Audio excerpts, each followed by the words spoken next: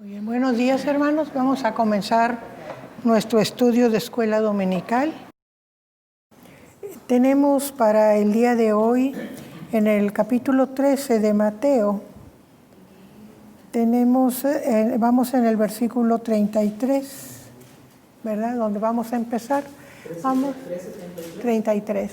Recordemos que estamos viendo, este capítulo es de las 7 parábolas de Jesús. Ya vimos 3, en donde hemos estado estudiando cómo Jesús iba mostrando que la predicación que él hacía, algunos la aceptaban, otros la rechazaban, y algunos trataban de perjudicarla, ¿verdad? Entonces los distintos factores que perjudicaban a la enseñanza de Jesús, vamos viendo que son variados, ¿verdad? En la primera era la tierra, ¿verdad? Que representa de alguna manera el substrato donde cae la semilla, o sea, el carácter de las personas. En la segunda, en la del trigo y la cizaña, Jesús dice que el enemigo sembró la cizaña. Entonces ahí es el malo el que está perjudicando la obra de sembrar la palabra. En la de la mostaza vemos que a pesar de que se desarrolla abundantemente, sin embargo, ahí están los factores negativos, ¿verdad? Las aves en este caso, formando, no nada más pasando y parándose, sino haciendo sus nidos ahí, o sea, procreando y aumentando la amenaza hacia el crecimiento de la palabra. Ahora vamos a ver la parábola de la levadura y vamos a empezar aquí a mi derecha.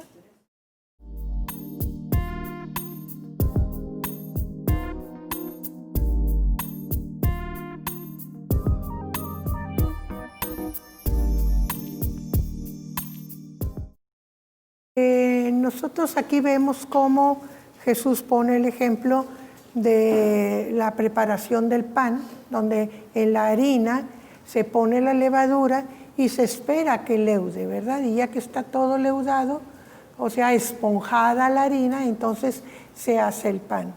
Muchos eruditos comentan que para la Escritura la levadura es algo malo, es corrupción. Y que por eso se pedía que los panes ofrecidos en el altar fueran sin levadura. Pero si nosotros vemos el origen de por qué no usar la levadura, nos damos cuenta que es una medida de recordatorio, para que no olviden, porque desde el establecimiento de la celebración de la Pascua fue un rito para que no olvidaran cómo Dios los había sacado de la esclavitud, porque el humano tiende a olvidar las cosas. Entonces todos los detalles de la celebración de la Pascua eran recordatorio. Recordamos que era el carnero sin mancha, que no debía de ser cocido, ni partido sus huesos, que debía ser asado, que no debía de quedar nada para otro día, que debía de estar acompañado de hierbas amargas, ¿verdad? Porque las hierbas amargas recordaban el sufrimiento en Egipto, y que debía también de ser con pan que no fuera leudado. ¿Por qué? Porque no habían tenido tiempo de que leudara la masa, ¿verdad? Dice allá el capítulo 12, tanto en Éxodo 12 y Levítico 2, ¿verdad? Nos explica precisamente eso. Dice que cuando salieron de Egipto, los echaron porque murieron todos los primogénitos de los egipcios en la noche. En la mañana muy temprano los echaron antes de que amaneciera casi, y no tuvieron tiempo de preparar sus alimentos. Entonces la masa no había leudado, y la masa que sacaron de Egipto tuvieron que cocerla sin leudar. Nosotros sabemos que para que leude la masa tiene que dejarse en reposo, ¿verdad? Se amasa, se cubre con un paño húmedo. Cuando esponja, se amasa otra vez para que baje y se vuelve a dejar reposar otra vez con paño húmedo, pero en reposo, sin que se mueva. Pero cuando van caminando, ¿ustedes creen con la masa en el hombro? Porque llevaban en costalitos su masa, pues no leudaba, no se podía, y si leudaba se aplastaba. Entonces era así leudar la masa, ¿verdad? Entonces es un recordatorio, no tanto porque fuera considerado corrupción, sino recordatorio. Además, a mí me vino la idea, ¿por qué leudamos la masa? Porque sabe mucho mejor un pan esponjadito que un pan duro, ¿o no? ¿Verdad?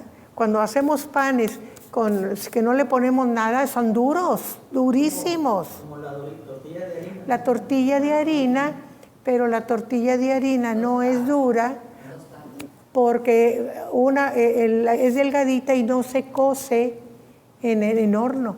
Si la metiéramos al horno para cocer, saldría bien dura, tostada, ¿verdad? Simplemente porque tenemos un distinto manera de cocerla, nos sale dura. Pero el pan sin leudar es la tortilla de harina, ¿verdad? Es que no lleva más. Hay gente que le pone polvo de hornear. Pues no se le debe poner. Una buena tortilla de harina no lleva polvo de hornear, que para que quede más suavecita. ¿Por qué buscamos que quede suavecito y esponjado y rico? Porque es un placer comerlo, ¿verdad? Yo noté allá en Levítico que dice que no lleves, lo repite y lo repite y lo repite, que no vaya todas las primicias, todos los holocaustos, todo lo que se le ofrece de harina, que no sea leudado, que no sea leudado. Pero también dice, y que no lleve miel. Miel. Allá en el versículo en 2:11. Que no lleve miel. ¿Por qué? Bueno, la miel, si la metes porque en el holocausto se quemaban las ofrendas, se produce primero el caramelo y luego se quema, el sabor es amargo. Y el humo que produce el azúcar es desagradable, no es como el de la harina. Entonces era desagradable ofrecerle eso a Dios, ¿verdad? Entonces, pero ¿qué produce en el humano tanto el pan leudado como la miel? Placer, es un gusto. Bueno, ese gusto de ustedes no lo quiero, está diciendo el Señor. A ustedes les parecerá muy bien, pero a mí no, porque a mí me lo ofrecen en el altar. Y el altar es sobre la lumbre, ¿verdad? Eso es un altar, ¿verdad? Donde se queman las cosas, donde se ofreció el holocausto y las ofrendas. Entonces tiene mucho que ver eso, que a veces no observamos, ¿verdad? Pero era importante. Ahora, ¿por qué lo ponen tanto de ejemplo? Porque es algo muy vistoso, muy visto, muy fácil de entender. Quizá para nosotros que ya no hacemos el pan en la casa no es tan claro, pero para aquella gente que todos hacían su pan, cada familia, entonces era un ejemplo muy fácil de observar. La rapidez con que la levadura trabaja. Por eso se pone mucho de ejemplo para el mal, porque el mal trabaja rápido.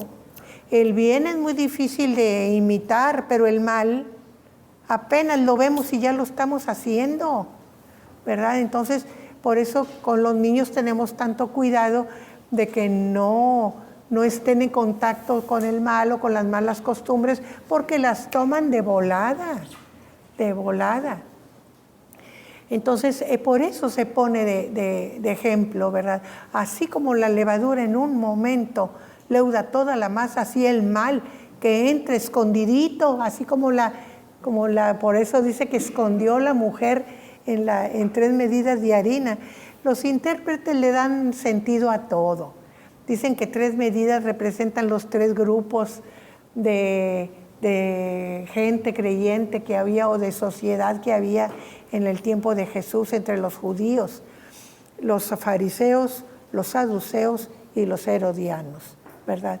Los fariseos, la tradición y lo que habían agregado a la ley; los saduceos, ser la élite y tener la palabra pura, como decían ellos; y el herodiano, la política sucia, la economía sucia, ¿verdad? O sea, 3 aspectos. Yo se los comento, pero no lo tomo tanto en cuenta, no le doy tanta importancia a 3 medidas de harina, ¿verdad?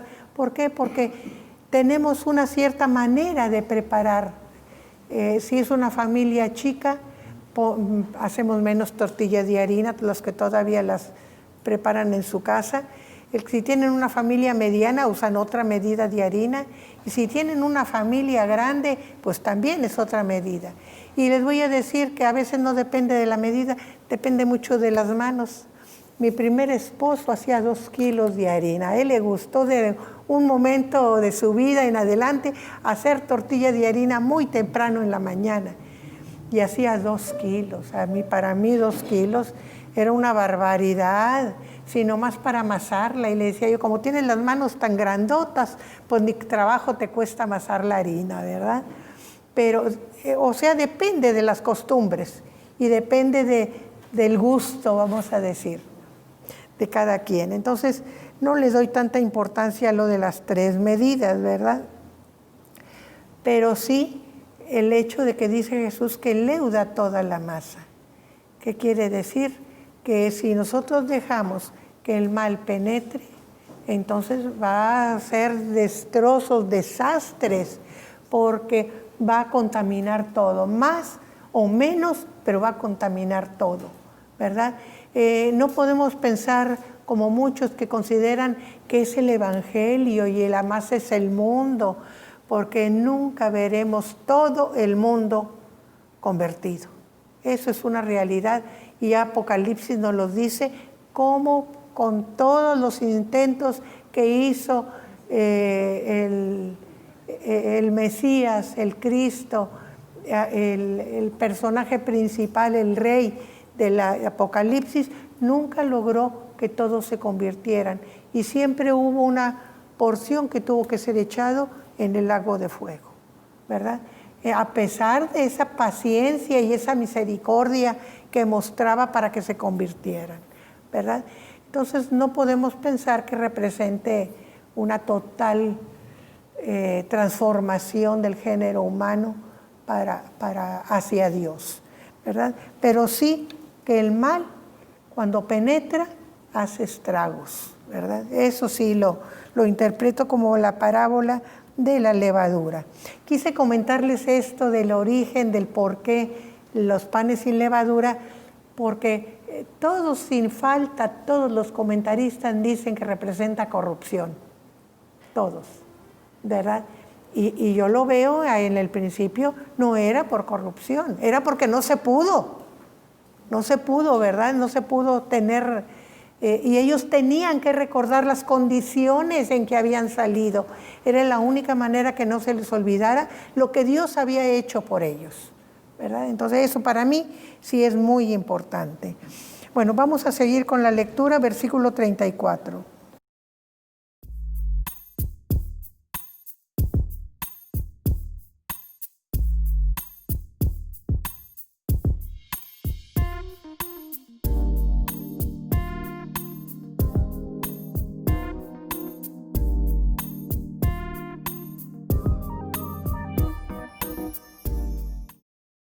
Y Jesús, el escritor Mateo, está hablándonos de que de ahí en adelante Jesús ya no habló directamente los asuntos de la fe, sino que se los enseñaba por medio de parábolas. Nosotros ya vimos cómo fue acentuándose la persecución hacia Jesús y que llegó un momento en que ya no habló directamente, sino que hablaba en parábolas. ¿Por qué? Para que los que tenían interés y que tenían ojos espirituales y oídos espirituales entendieran los que no habían entendido pero les interesara preguntaran, y a los que no les interesaba o nada más iban para ver en qué lo acusaban, no se dieran cuenta, ¿verdad? Entonces fue una manera de protegerse el enseñar por medio de parábolas. Y de ahí en adelante dice aquí la palabra que Jesús solo por parábolas enseñaba a la gente, ¿verdad? Y lo dice también porque ya sabemos que Mateo siempre está tratando de decir y enseñar que todo aquello que hacía Jesús había sido anunciado por los profetas, que ya estaba preparado para el pueblo de Israel, porque venía al pueblo de Israel.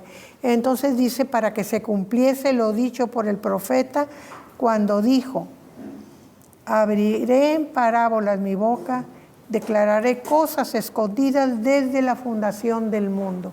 ¿Cuáles son todas estas cosas escondidas? Las cosas que Dios les había tratado de enseñar a través del tiempo, a través de la ley, a través de los profetas, y que ellos todavía no podían entender, seguían escondidas para ellos. ¿Por qué? Porque no profundizaban. ¿Qué quiere Dios enseñarnos con eso?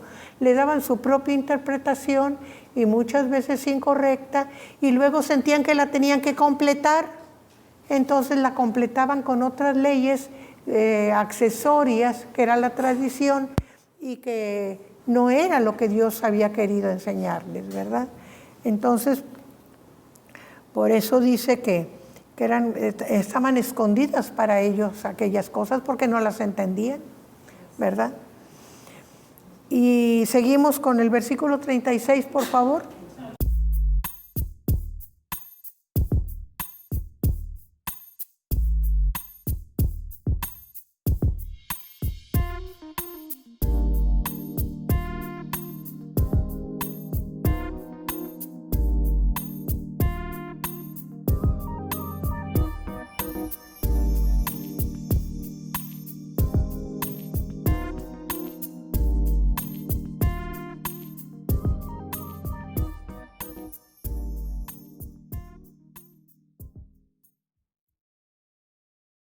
Dice, entonces despedida la gente, entró Jesús en la casa y acercándose a él sus discípulos le dijeron. Aquí nosotros vemos que a la gente la despidió, estaban enseñando fuera, habíamos visto que era cerca del mar, pero entonces la despide y entonces él viene y entra en la casa, o sea, en privado, nada más con los discípulos, ¿verdad? Aquí nosotros ya vemos una situación diferente, está en privado. Entonces los discípulos, ya estando solos con él, le preguntan, ¿qué con la parábola de la cizaña? Como que no entendieron, no lo vieron muy claro. Explícanoslas, ¿verdad? Y él les dijo, el que siembra la buena semilla es el Hijo del Hombre. O sea, él era el que estaba sembrando la buena semilla, o sea, la enseñanza, la predicación, las curaciones, el trabajo, su ministerio era la buena semilla, ¿verdad? Para que ellos entendieran lo que Dios quería que supieran de Él, porque repetimos otra vez, todo lo que vemos en Cristo es lo que podemos conocer de Dios. La máxima revelación que tenemos de Dios es lo que Jesucristo hacía, decía, enseñaba, predicaba, ¿verdad? Ahí tenemos el máximo conocimiento de Dios. Entonces la buena semilla es el Hijo del Hombre, lo que es la siembra que hace el Hijo del Hombre. El campo es el mundo, la buena semilla son los hijos del reino. O sea, brota, y lo que brota de la semilla son los hijos del reino, ¿verdad? Que es lo que se siembra en el mundo, en el mundo que Jesús estaba viviendo en ese entonces. Y la cizaña son los hijos del malo. El malo fue y sembró mal en el campo, mala semilla, y lo que brota de la mala semilla fue la cizaña, semilla venenosa, ¿verdad? En medio de la buena siembra. El enemigo que la sembró es el diablo. Aquí nos dice claramente que el enemigo es el que está tratando de echar a perder la cosecha, la buena semilla. La siega es al fin del mundo, o sea, eso que nosotros vimos en Apocalipsis, ¿verdad?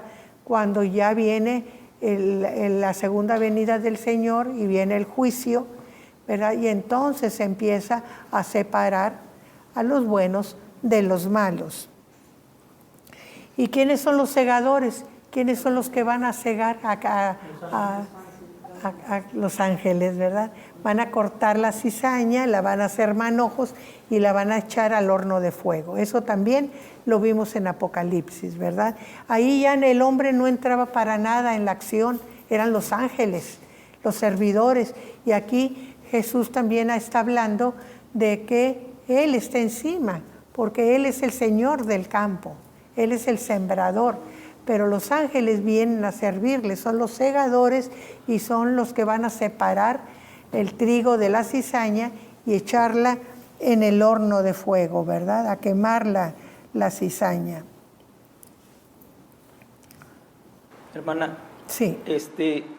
No me acuerdo, en algún comentarista yo creo leí acerca del trigo y la cizaña, que son muy parecidas, sí, ¿verdad? Una persona que no tiene experiencia, pues las confunde.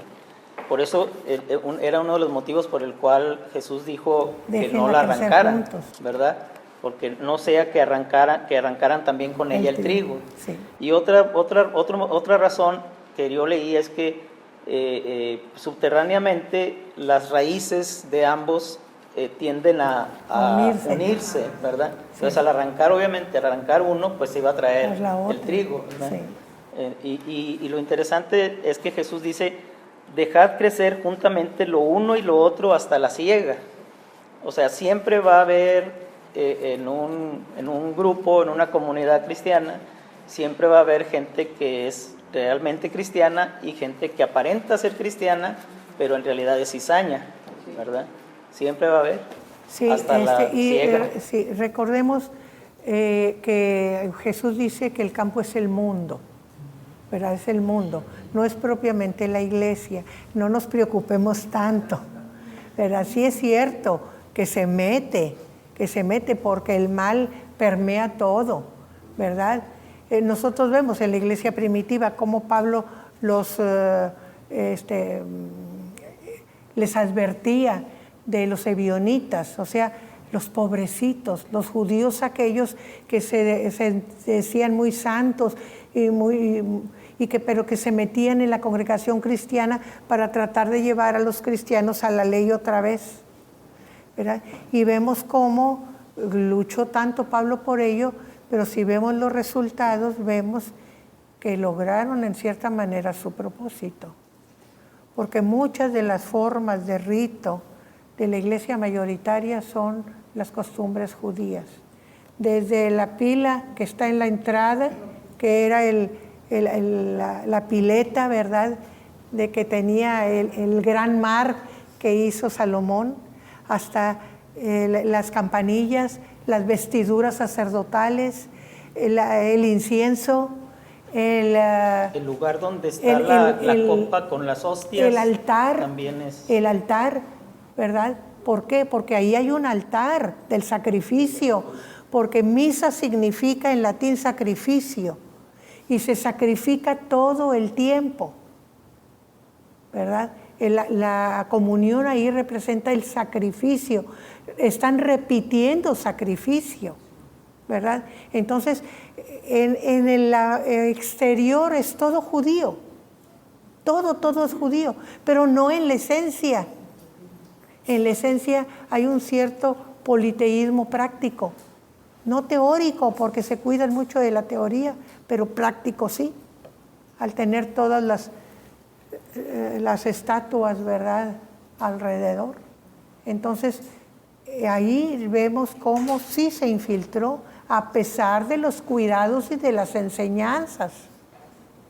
Pablo también dijo que tuvieran cuidado, porque los enemigos que iban a infiltrarse iban a prohibir casarse, y no sucedió. También sucedió, ¿verdad? O sea que nosotros tenemos que observar y que meternos en la palabra para discernir todas esas cosas, ¿verdad? Pero como nos comentaba el pastor, es cierto, cuando crecen las plantas, los cereales se parecen mucho. Por ejemplo, el maíz y el sorgo no lo distinguen. Aunque es más tosco el sorgo, más dura la hoja, pero se ven igual cuando van haciendo, se ven igual. Hasta que crecen, entonces ya se nota, porque el maíz tiene una altura y el sorgo otra. Y la hoja también, aunque son ásperas las dos, es más áspera la del sorgo que la del maíz, pero se parecen mucho. Y igual pasa con el trigo, la cebada, la cizaña, se parecen mucho, las plantitas se ven iguales. Si nosotros vemos zacates del tipo del bofel, de distintas clases, de los que crecen para pastura, no los distinguimos hasta que no vemos la espiga. El bofel es rosita y el otro que ahorita no me acuerdo cómo se llama, es blanca, muy distinto del Johnson, ¿verdad? Porque el Johnson crece largo, y la espiga es rala, y las otras son muy vistosas. Entonces, hasta que no espigan, no se distinguen. Por eso dice, déjelos crecer juntos, y hasta que no llegue el tiempo de cortarlo, entonces vamos a distinguirlo. Sí. No me queda claro esa parte de déjalos crecer juntos. ¿Dónde? ¿En la iglesia? ¿Dónde van a crecer juntos los dos? En el mundo. En el mundo. Pero entonces nosotros, ¿qué influencia tenemos con cortar a alguien del mundo? ¿O qué significa no cortar a alguien del mundo? No es tu tarea, no te corresponde a ti. ¿Decirle a alguien del mundo que eso no es? ¿O sacarlo? Miren, ¿qué hizo la Iglesia Católica? Trató de, según ellos, los herejes, las blasfemias, de cortarlos. ¿Sí que cortaron? A los verdaderos cristianos con la Inquisición. No es tarea de nosotros juzgar, no es tarea de los ángeles, y eso lo tenemos que entender. Nosotros podemos enseñar, podemos buscar, pero no cortar. Sería diferente en el contexto de iglesia, porque en el contexto de iglesia sí podemos quitar gente que... En el contexto de iglesia los podemos sacar, pero no los puedes matar. Ah, no, definitivamente no, pero sí los puedes quitar. Cortar quiere decir matar la planta. Cortar quiere decir matar la planta. No lo puedes cortar. O sea, no es tu trabajo. Y les digo, les pongo el ejemplo de la Inquisición, porque ellos sí trataron de cortar, según ellos, ¿verdad? El mal, la iglesia. No estaban equivocándose. Estaban cortando el trigo, pensando que era cizaña. Y el crecer juntos tiene también su ventaja. Tiene su desventaja, obviamente, sí, ¿verdad? Pero también tiene su ventaja porque como cristiano, el convivir con personas que no son cristianas nos ayudan también a madurar en nuestras emociones. A cuidarnos. Miren, en un país donde, vamos a decir, el evangelio es mayoritario, se degenera el evangelio. Voy a ponerles un ejemplo de un país que es la mayoría evangélica, Estados Unidos. ¿Cómo es la sociedad de Estados Unidos? ¿Cómo es? Se descuida, porque como dice el pastor, no tiene la contraparte, todos son iguales. Entonces, todos van degenerándose parejo. Y hay algunos muy cuidados, pero la mayoría que se dice evangélica no se cuida. ¿Cómo se comportan los jóvenes en Estados Unidos? ¿Cómo se comportan? El tener relaciones sexuales desde la secundaria es permitido. Pocos padres cuidan eso, en la prepa no se diga, ¿verdad? O sea, que se va degenerando, pero donde son poquitos, se cuidan de no contaminarse, porque es un núcleo, y nosotros sabemos que es un rebaño pequeño el del Señor. No es un gran rebaño, es un rebaño, mi rebaño pequeño. ¿Por qué? Porque se cuidan. Así nosotros los evangélicos, en una mayoría que no son evangélicos, nos cuidamos de no dar mal testimonio afuera. Porque si cuidándonos nos achacan y nos dicen, mira, y se dice cristiano, ¿Se imaginas dando mal testimonio? Entonces nos cuidamos, pero porque tenemos la contraparte. Si no la tenemos, no nos aflojamos, como podríamos decir. Miren, un grupo de escuela en donde todos son flojos. El más listo que saca mejor calificación es burro, porque son flojos. Pero en un grupo en donde hay un grupito que estudia más y que resalta más, pues hace resaltar los malos, ¿no? Los que son flojitos, pues luego los se notan, ¿verdad? Así es la cosa. Y así es también en las cosas de la fe. ¿Alguien que quería? Eso de que nos esforzamos y nos cuidamos de dar un testimonio adecuado por el compromiso que tenemos con Jesucristo, eso es verdad.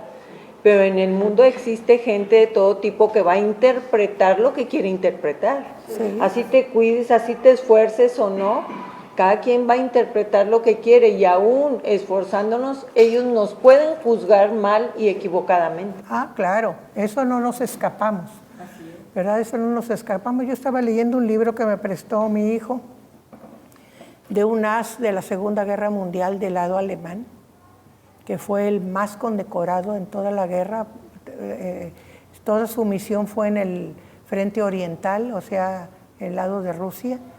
Y me llamó la atención dos cosas. Era hijo de pastor, nomás bebía leche, no bebía otra cosa más que leche. Muy criticado, como dice, cuando eres diferente, excepción, te van a ver mal. Los instructores lo trataban de sacar siempre porque el bebedor de leche. O sea, en un país como es Alemania, en que la cerveza es que hasta todas las mujeres toman cerveza, ¿verdad? Era una anacronía eso de tomar leche. ¿Qué tenía este raro? ¿Verdad? Porque él no tomaba más que leche, ¿verdad? Entonces sí, tiene que verse eso de ser diferente, te van a malinterpretar. Hermana, y también aquí cuando decimos el trigo y la cizaña se parecen, o sea, el trigo y la cizaña no se parecen, pero la cizaña también piensa que es trigo y no es. Entonces la diferencia que yo he leído que el que es trigo es el trigo se dobla y la cizaña nunca se dobla. Entonces ahí es la diferencia también, la humildad de la persona. Porque tú puedes ser muy cristiano, pero nunca te doblegas. Sí, depende del peso, que se doblen las espigas depende del peso, el trigo es pesado, ¿verdad? Entonces, por eso, y no siempre, depende del tipo de cosecha, ¿verdad? Pero generalmente son pesadas las espigas de trigo, ¿verdad? Depende mucho de la caña también, ¿verdad? Ya con el peso, nosotros conocemos rosas de tallo grueso, ornamentales, y rosas de tallo delgadito. Las de tallo delgadito se doblan y las de tallo grueso se mantienen erguidas, ¿verdad? Son cultivadas expresamente para ornato y las otras son simplemente de jardín, ¿verdad? Pero todas son rosas, ¿verdad? Entonces, vamos a seguir con la lectura.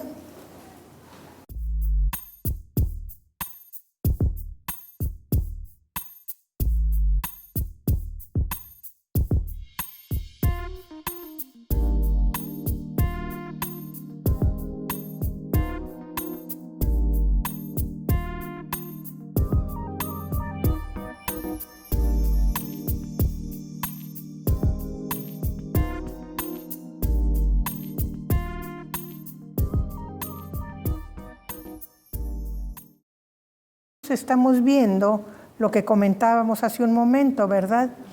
De que la cizaña va a ser quemada en el fuego. ¿Y por qué? Porque el Hijo del Hombre enviará a sus ángeles que recogerán de su reino a todos los que sirven de tropiezo. Aquí estamos hablando a los que estorban a la iglesia, ¿verdad? A los que estorban a las comunidades cristianas. Estén dentro, estén fuera de la iglesia, van a ser sacados, y a los que declarados contrarios a Dios, a los que hacen iniquidad, ¿verdad?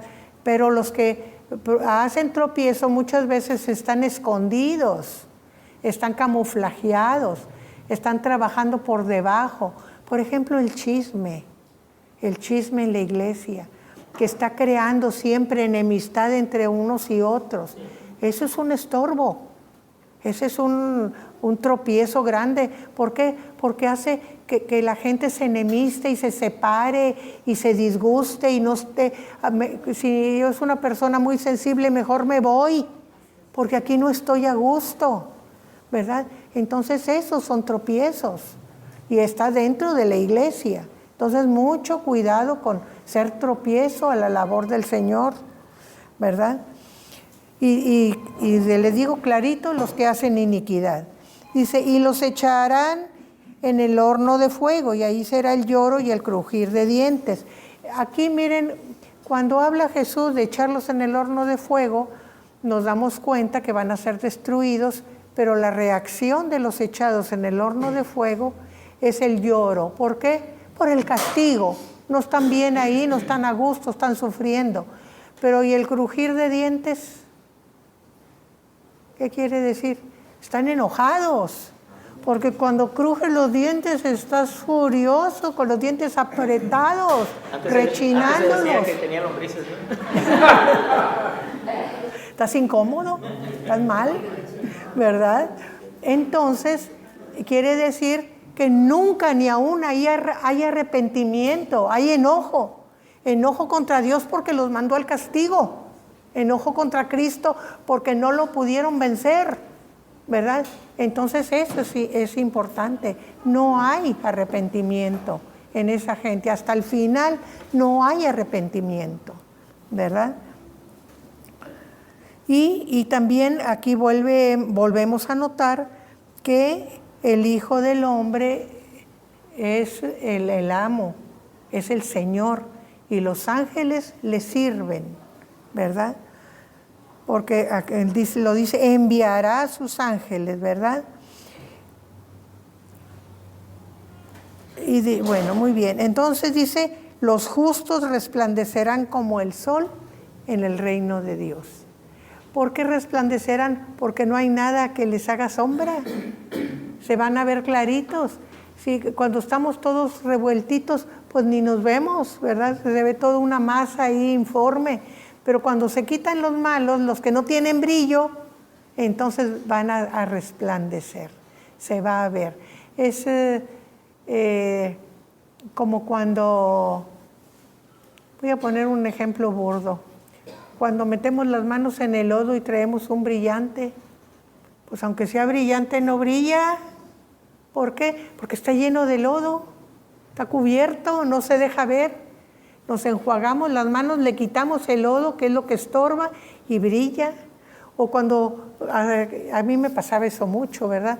Que traemos nuestro anillito, que ya somos señoras casadas, traemos nuestro anillito que nos dieron de compromiso y amasamos. Y todo el anillo se llena de harina y de masa, ¿verdad? Pues ya no brilla, de grasa. La grasa de la harina le quita el brillo. Pero nos lavamos las manos y entonces vuelve a brillar. Le quitamos lo que estorba. Eso es lo mismo. Y los justos, sin el estorbo de los que ponen tropiezo, entonces van a brillar, ¿verdad? Como el sol, dice el Señor, ¿verdad? En el reino de Dios.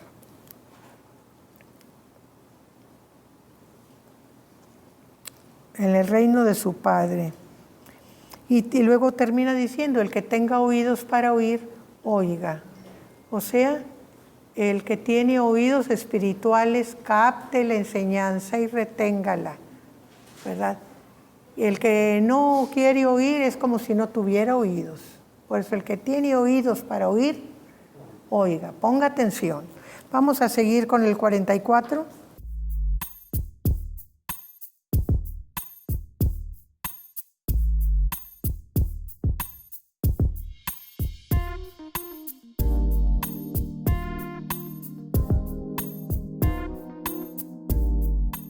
Aquí nosotros vemos todo lo contrario. Habíamos estado viendo siempre contaminación, siempre mezcla, siempre mal, y como que a veces nos sentimos, pues, Qué triste situación, ¿verdad? Porque todo contaminado, todo lleno de mal, todo mezclado. Pero aquí vemos un cambio drástico. Aquí vemos, dice, que el reino de los cielos es semejante a un tesoro escondido. Quiere decir que no todo está contaminado, también hay algo puro, algo valioso, un tesoro escondido en un campo, el cual un hombre halla. O sea, ¿quién es este hombre? Muchos han pensado que es el pecador que halla a Cristo, pero esa no es una interpretación correcta, porque siempre el que busca, el que encuentra, el que halla, el que es Cristo. Como vimos en las otras parábolas, el sembrador era Cristo, el que sembró la buena semilla fue Cristo, el Hijo del Hombre. O sea, aquí el hombre que encuentra el tesoro es Cristo. Entonces, ¿qué tesoro encuentra Cristo o se topa Cristo? Y que vende todo para comprar el campo. Sabemos por la Escritura que el tesoro escogido y precioso de Dios es ¿quién? Israel. El pueblo de Dios, el primogénito de los pueblos es Israel. Entonces, el que vende todo para comprar el campo, el tesoro, tiene un tesoro, todo lo vende para comprar el campo. Jesús da todo, hasta su vida para rescatar. ¿Qué dice Jesús? Yo he venido a salvar lo que se había perdido. Yo he venido a rescatar a las ovejas perdidas del pueblo de Israel. Entonces a eso vino Jesús, a eso vino. Pero cuando Él vino, su pueblo no estaba preparado para recibirlo. Entonces vuelve a esconder el tesoro en el campo. Vuelve a esconderlo. Y ahí está escondido hasta que Él venga otra vez. Aquí no dice que lo sacó, aquí no dice que se lo apropió, aquí dice que lo dejó escondido en el campo. Por eso los eruditos más modernos consideran que es el pueblo de Israel el tesoro que Jesús vino a rescatar y a redimir. Lo encontró, no aceptó el rescate que Jesús venía a hacer por él, lo dejó escondido en el campo, pero lo escondió, lo encontró y luego lo escondió él en el campo, un campo propio que compró. ¿Con qué lo compró? Con su sangre, ¿verdad? Con su sangre compró ese campo. Y luego vamos a seguir con el siguiente. ¿Tienen alguna pregunta sobre este? Quizá para muchos es nueva esta interpretación, ¿verdad? Es nueva porque siempre estábamos pensando que es la salvación, el tesoro, y que el pecador es el que encuentra el tesoro y va y vende todo lo que tiene para comprar. O sea, como decía Pablo, ¿verdad? De que todo lo que tenía por ventaja o por bueno o por riqueza o por valioso, son trapos de inmundicia en comparación a lo que encontró, que es la salvación, que es Cristo, ¿verdad? Pero aquí tenemos que ver ese otro aspecto.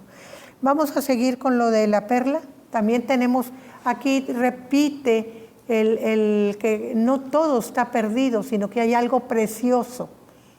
¿Leemos?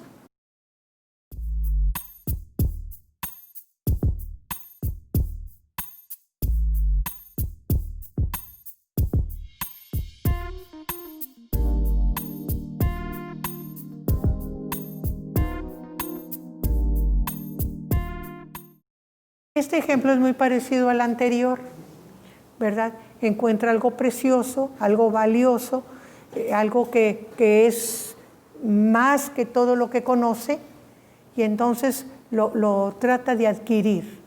Pero, ¿qué diferencia notamos entre el tesoro del campo y la perla preciosa que encontró el mercader? ¿No le escondió? No le escondió, La compró y la dejó a la vista de todos. La compró, vendió todo y la compró y dice, esta es mía. Por eso los eruditos dicen que la perla preciosa es la iglesia. Es ese adorno que Jesús tiene, es esa novia preciosa, ¿verdad? Es la perla que todos pueden ver, ¿verdad? La compró. Igual, de la misma manera que compró el campo. ¿Por qué? Pone el ejemplo del mercader. Jesús, estamos viendo lo que está en el tiempo en que el pueblo de Israel está volviendo la espalda de una manera más dura y más constante, persiguiéndole, buscándole la manera de acusarlo y de destruirlo, buscándole en todos los aspectos. Primero eran las cosas pequeñas, luego fueron las costumbres, luego fueron las cuestiones religiosas, empezaron con el sábado, y luego, entonces, en todos los aspectos le están buscando destruirlo. El pueblo le está volviendo la espalda. Entonces él se está volviendo hacia otro pueblo en donde va a ser bien recibido, ¿verdad? Pero hasta aquí Jesús está cuidándose de su propio pueblo, ese pueblo que en una mayoría grande lo rechaza. ¿Por qué una mayoría grande? Porque ya vimos que cuando trabajó en Galilea, en los pueblos más importantes, no se convertían las ciudades a pesar de las maravillas que veían. Y por eso dice que van a ser condenadas, dice Jesús. Se convertían algunos, pero nada más los que recibían el bien. Los que veían, no les llegaba el conocimiento a la conciencia de quién era Él, ¿verdad? No, lo veían como uno más, ¿verdad? Y entonces vamos a ir viendo ese cambio que es total en el momento en que lo sacrifican. Ya entonces ya deja de ser el mensaje para el pueblo de Israel, para las ovejas perdidas de Israel, y es ir por todo el mundo. Entonces se vuelve hacia el otro aspecto que es la iglesia. Y entonces esta perla representa la iglesia. Vamos a ver el 47.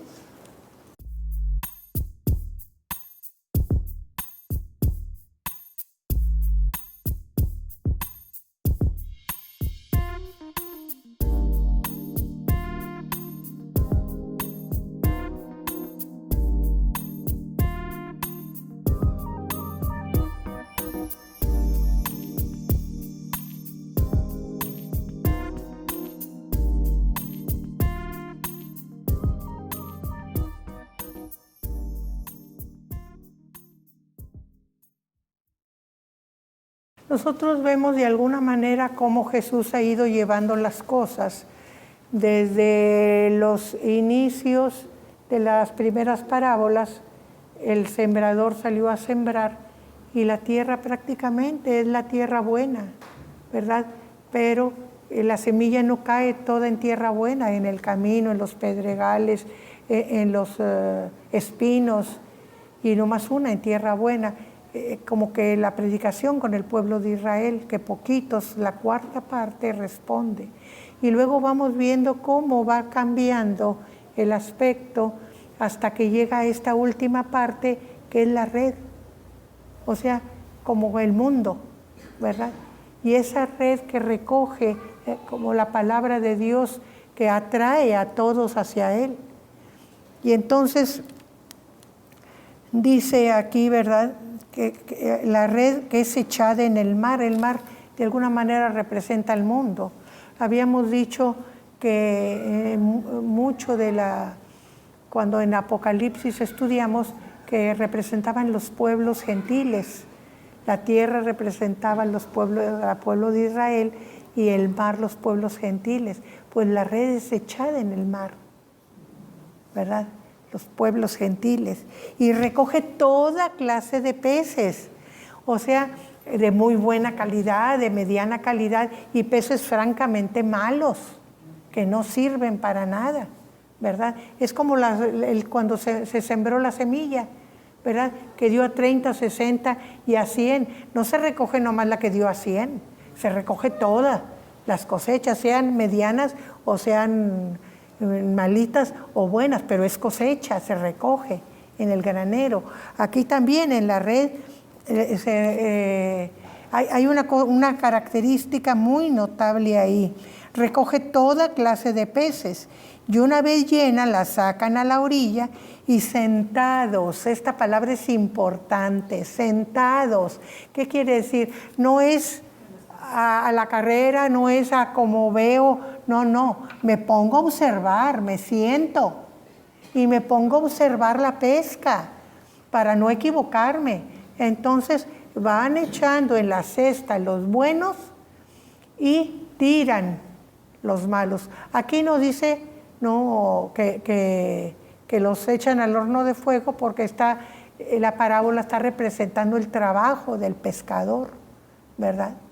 Que es cuidadoso y que los que no sirven los tiran, ¿verdad? ¿Qué hagan con los tirados después? Ya se verá, ¿verdad? Pero por lo pronto los tiran, no los aprovechan, no los dejan, no sirven para nada. Pero sí dice, hermana, en el versículo 50, dice, los echarán en el horno. Pues sí, pero hasta el momento los tiran, a donde vamos de la explicación, ¿verdad?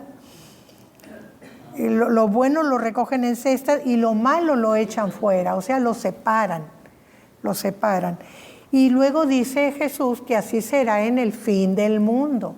O sea, así como los peces que no servían fueron tirados y echados fuera, así será en el fin del mundo. Saldrán los ángeles y apartarán los malos de entre los justos. Y entonces ahí sí ya es muy claro, ¿verdad? Y los echarán en el horno de fuego, y ahí será el lloro y el crujir de dientes, ¿verdad? Entonces, está representando ya aquí el fin del tiempo. La red representa el fin del tiempo, cuando se acabe el tiempo de la gracia y venga el tiempo del juicio, ¿verdad? La venida del Señor, que va a establecer el juicio. Ya no va a venir como el Mesías misericordioso, sino va a venir como juez, ¿verdad? Entonces van a echar los ángeles se paren, van a ser echados en el horno de fuego, ¿verdad? Y ahí será las quejas, ¿verdad? Por el tormento y el enojo por el trato que Dios les está dando, pero que es lo que han merecido, porque nunca quisieron oír la palabra. Vamos a seguir con el versículo 51.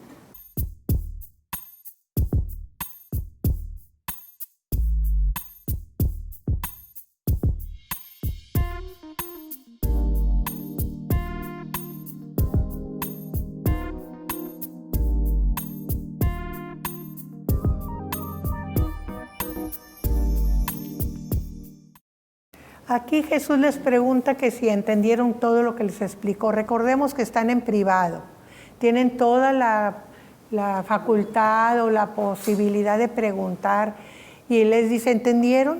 ¿Entendieron todo? Y ellos dicen, sí, Señor. Y nosotros sabemos que ese sí, Señor, es medio superficial, porque no habían entendido de bien a bien todas las cosas. Pero es una muy buena base para que con esa base ellos vayan construyendo lo que sigue, ¿verdad? Entonces, qué importante es tener una buena base, tomar los conocimientos básicos para de ahí nosotros construir nuestra vida en los principios del Señor, ¿verdad? Lo que vaya sucediendo, lo que vayamos levantando, ya dependerá de la experiencia de cada uno, ¿verdad? Pero tener una buena base. Y Él les dijo, por eso, todo escriba docto en el reino de los cielos. ¿Quiénes eran los escribas? Los que mantenían vigente siempre la ley, los que reproducían el libro sagrado. Entonces ellos está diciéndoles, ustedes quieren ser escribas doctos, ustedes ya comprendieron todo. Entonces les está dando un título nuevo, una función nueva. Entonces dice, por eso todo escriba docto en el reino de los cielos, o sea, ustedes van a ser los conocedores en el reino de los cielos, los que llevan toda la enseñanza. Será semejante a un padre de familia que saca de su tesoro. ¿Cuál es el tesoro? Toda la enseñanza que les ha dado. Y de ahí, de esa enseñanza, van a sacar cosas nuevas y cosas viejas. ¿Por qué cosas nuevas y cosas viejas? Porque tienen mucho conocimiento de los profetas y de la ley.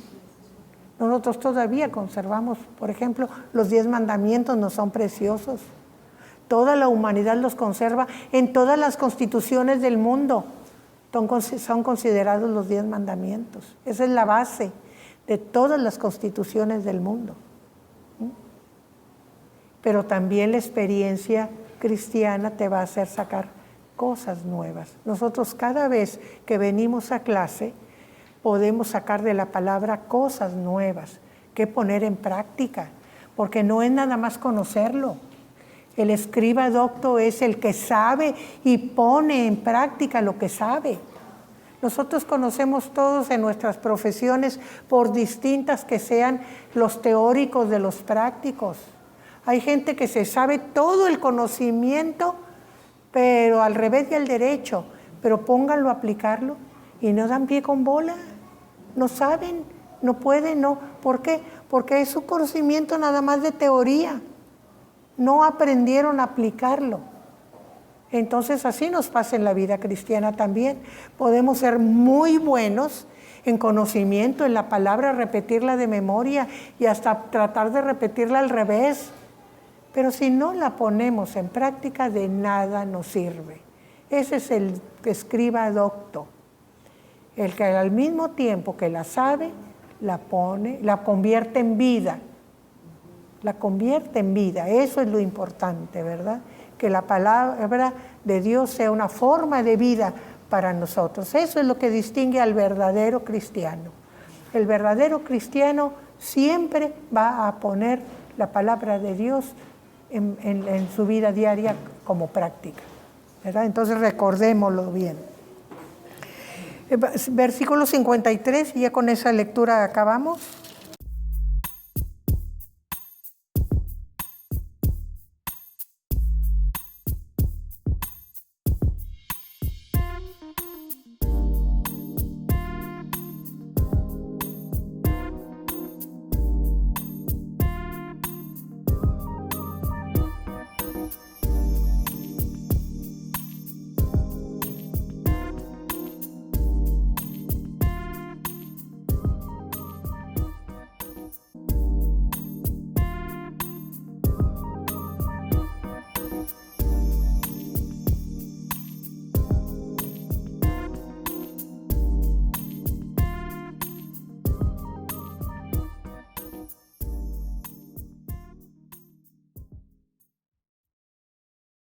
Dice que Jesús amaba, todos amamos la patria chica, ¿verdad?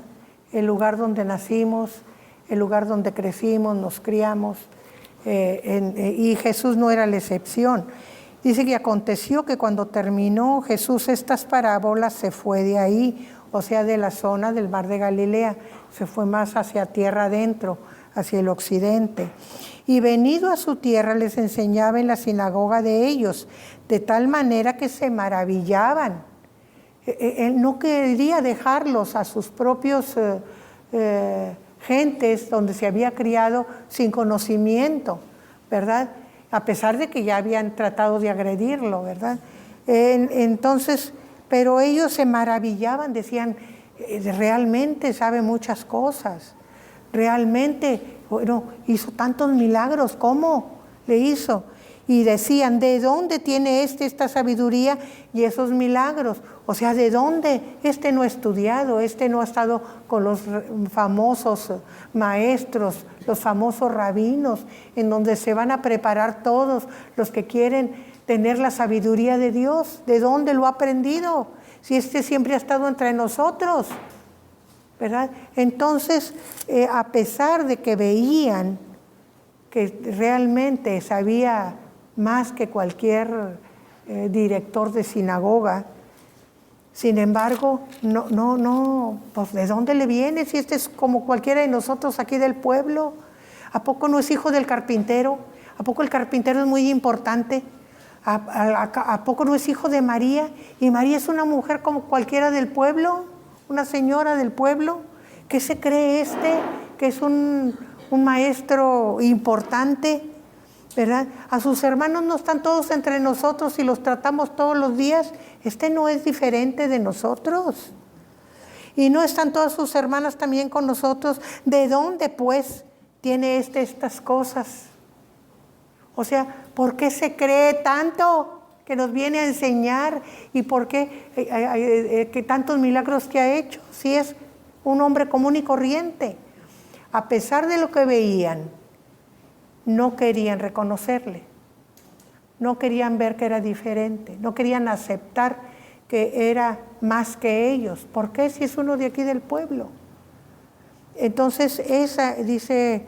Y se escandalizaban de él. ¿Qué quiere decir? Este que se cree, ¿por qué viene aquí a presumirnos de mucha sabiduría si es uno cualquiera?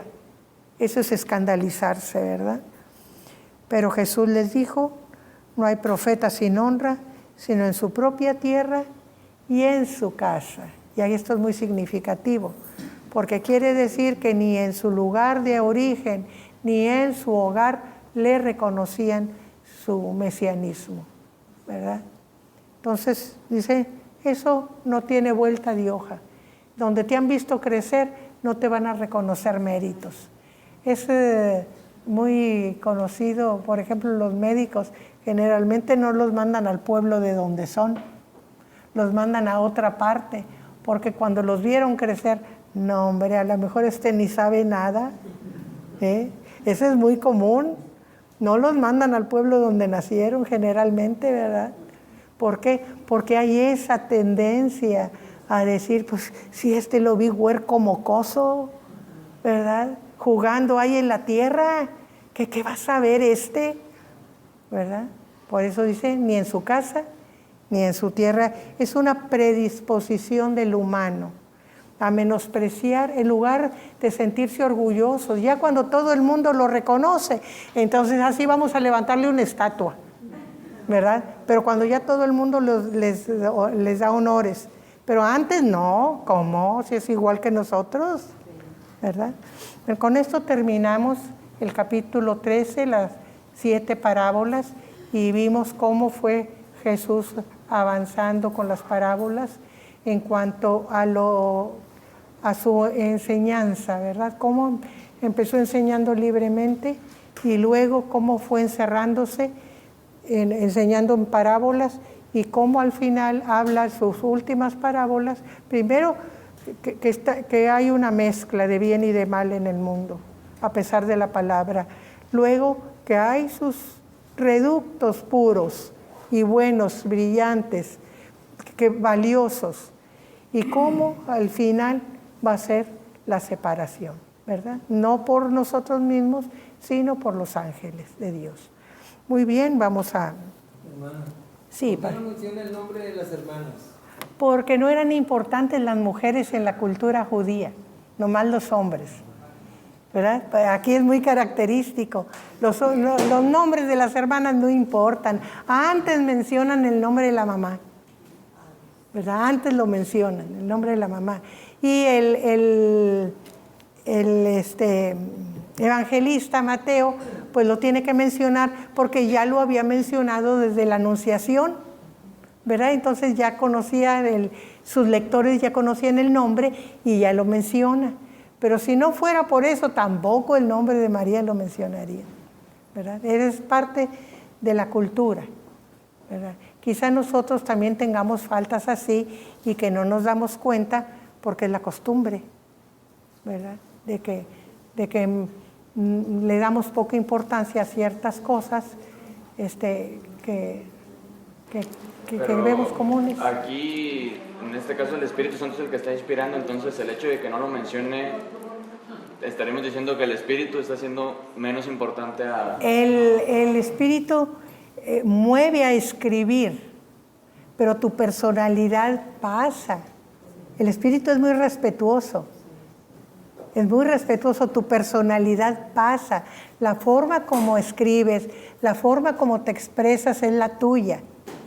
El Espíritu te usa para las verdades, pero no te dice exactamente cómo lo vas a escribir, no te encasilla. Y es una cosa que nosotros hacemos. Miren, yo les voy a poner un ejemplo de mi experiencia pastoral. Cuando estamos en la escuela dominical con los niños, generalmente los tratamos de guiar de tal manera que los encasillamos. Lo vas a hacer así, asá, el dibujo. Cuando yo tuve escuela dominical en una escuela de verano, les dejamos a los niños que les pusimos un dibujo, una casita, un campo, y les dejamos que ellos lo trabajaran como quisieran. Tenían libertad de todo. Y les pusimos que algodoncitos para que pegaran, que las florecitas, que las hojitas, que la corriente, algodoncitos, colores, papelitos. Ellos iban a trabajar como quisieran. Hubo un niño que trabajó todo en azul, todo. Los árboles, la casa, ventanas, el pasto, el agua, todo en azul. Pero ¿vieron lo que trabajó? A las ventanas les puso las puertitas con papelitos, y les puso a las florecitas las motitas de algodón para las florecitas y les puso colorcito a las florecitas. Fue un trabajo realmente que yo me asombré. Dije, ¿cómo algo tan monótono como un solo color se ve tan hermoso? Pero eso es dejar la libertad, y eso es lo que hace el Espíritu. Nos deja libertad, nos inspira, pero nos deja libertad. Por eso cada libro tiene su carácter, el carácter del que lo escribió, ¿verdad? Nosotros vemos en el Evangelio de Marcos, oye, va 100 por hora. ¿Por qué? Porque así era Marcos. Era intrépido, era aventado, no se detenía en detalles, iba volando. Por eso es el más chiquito de los evangelios, pero sí va volando. Porque es la personalidad. Y eso lo vamos a notar en todos los libros de la Biblia, ¿verdad? Que a ver si te deja claro, ¿verdad?, el por qué, aunque Dios no podría convertir a todos, no tiene poder para convertirnos a todos. Tiene poder para eso, tuvo poder para crearnos, que no tenga poder para convertirnos, pero nos da la libertad, porque nos da sus características. Así como Él tiene libertad de hacer y de decidir, así nos deja a nosotros esa libertad de hacer y de decidir. Por eso ya desde Moisés, tienen el bien y el mal, escojan. Sí. Y aún con la transformación que Jesús hace en nosotros, respeta ciertas características de la personalidad, aunque nos transforma. Sí. Lo que tiene que ser transformado lo transforma, pero permanece en cierta esencia de la personalidad del hombre. Ahora la transformación depende lo dócil que seamos al Espíritu, porque Él nos va a transformar para bien. Siempre las cosas que tenemos malas, fíjense, nos las va a transformar para bien, pero eso lo va a hacer según la libertad que le demos. Como dicen luego ahí los eruditos, si tienes un pecadito muy consentido, así como una mascota, que ay, ¿cómo la quieres? Ahí la tienes guardadita y no dejas que el Espíritu la toque. No, Señor, ese es mi especial tesoro, ahí lo tengo, ¿verdad? Entonces es la libertad que le das al Espíritu. Pero el Espíritu es respetuoso. Dios, Cristo son muy respetuosos. Bueno, muchas gracias, hermanos. Ya ahora sí ya estamos sobre el tiempo. Vamos a orar para despedirnos.